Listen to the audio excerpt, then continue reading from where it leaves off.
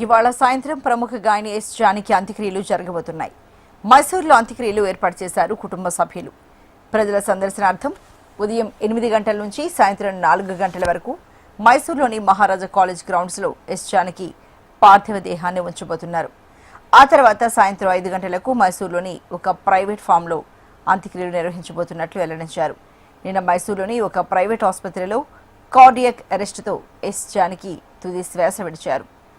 17 భాషల్లో 50,000కు పైగా పాటలు పాడిన లెజెండరీ సింగర్ ఎస్ జానకి ఇక లేరన్న వార్త యావత్ భారతీయ చిత్ర పరిశ్రమను దిగ్భ్రాంతికి గురిచేసింది.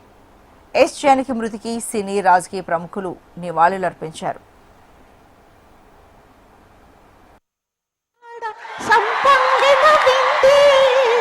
అందగాడికి తోడు చలిగాలి రమ్మంది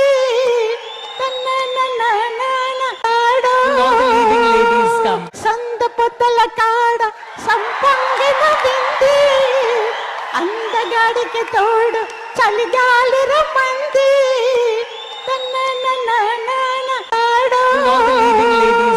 సంద పొద్దల కాడ సంపంగిన వింది అందగాడికి తోడు. ఇవాళ సాయంత్రం ప్రముఖ గాయని ఎస్ జానకి అంత్యక్రియలు జరగబోతున్నాయి. మైసూరులో అంత్యక్రియలు ఏర్పాటు చేశారు కుటుంబ సభ్యులు. ప్రజల సందర్శనార్థం ఉదయం 8 గంటల నుంచి సాయంత్రం 4 గంటల వరకు మైసూరులోని మహారాజా కాలేజ్ గ్రౌండ్స్లో ఎస్ జానకి పార్థివ దేహాన్ని ఉంచబోతున్నారు. ఆ తర్వాత సాయంత్రం 5 గంటలకు మైసూరులోని ఒక ప్రైవేట్ ఫామ్లో అంత్యక్రియలు నిర్వహించబోతున్నట్లు వెల్లడించారు. నిన్న మైసూరులోని ఒక ప్రైవేట్ ఆసుపత్రిలో కార్డియాక్ అరెస్టుతో ఎస్ జానకి తుది శ్వాస విడిచారు. 17 భాషల్లో 50,000కు పైగా పాటలు పాడిన లెజెండరీ సింగర్ ఎస్ జానకి ఇక లేరన్న వార్త యావత్ భారతీయ చిత్ర పరిశ్రమను దిగ్భ్రాంతికి గురిచేసింది. ఎస్ జానకి మృతికి సినీ రాజకీయ ప్రముఖులు నివాళులు అర్పించారు.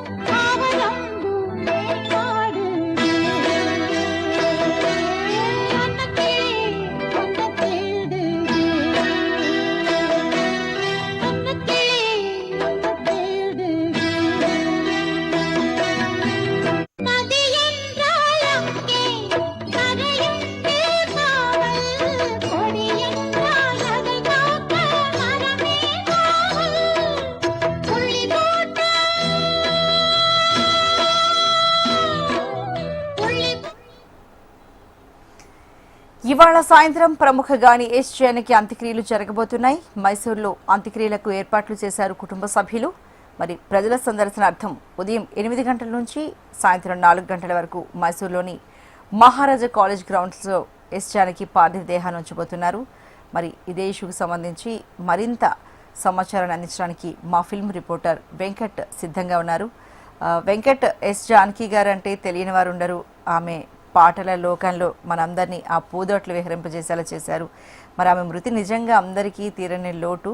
మరి చెప్పండి, డీటెయిల్స్ ఏంటి, ఎప్పుడు అంత్యక్రియలు చేయబోతున్నారు, ఏంటి అన్న విషయాలు. భారతీయ సినీ సంగీత ప్రపంచంలో ఒక మహోన్నతమైనటువంటి గాన కోకిల కాలం ముగిసిందని చెప్పుకోవచ్చు. ప్రముఖ నేపథ్య గాయని ఎస్ జానకి నిన్న సాయంత్రం 7:30 ఆమె కనుమూశారు.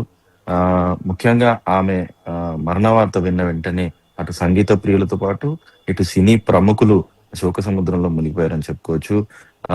ఆమె కొంతకాలంగా వృద్ధి సంబంధించినటువంటి వయసు మలడంతో ఆమె కొన్ని ఆరోగ్య సమస్యలు ఎదుర్కొంటున్నారు.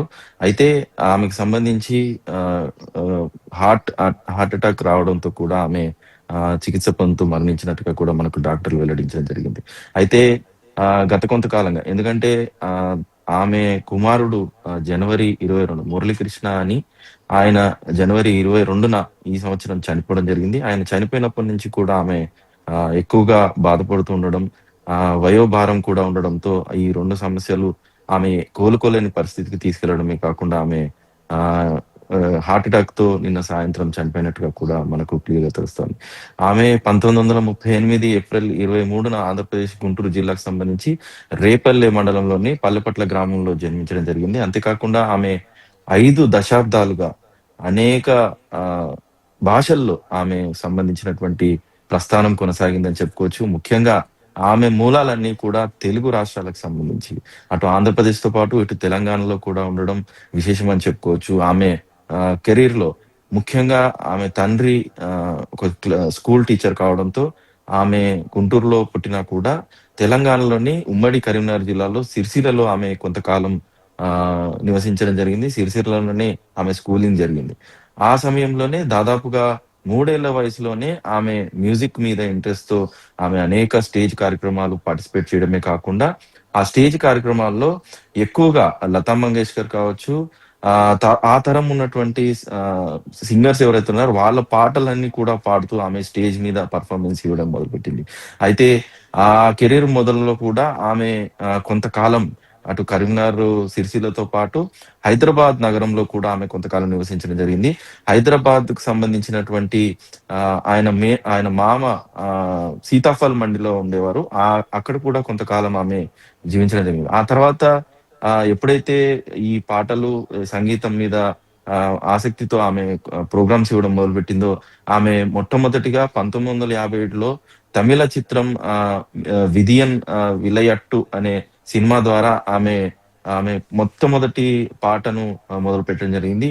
అంతేకాకుండా దాదాపుగా 5 దశాబ్దాల పాటు అనేక తరాలకు సంబంధించినటువంటి హీరోయిన్‌లకు ఆమె పాటలివ్వడం జరిగింది. అంతేకాదు ఎంతోమంది సినీ దర్శకులు ముఖ్యంగా 'ఇళయరాజా', 'బాలసుబ్రహ్మణ్యం', జానకికి సంబంధించినటువంటి కాంబినేషన్‌లో ఎన్నో హిట్లు ఆమె ఇవ్వడం జరిగింది.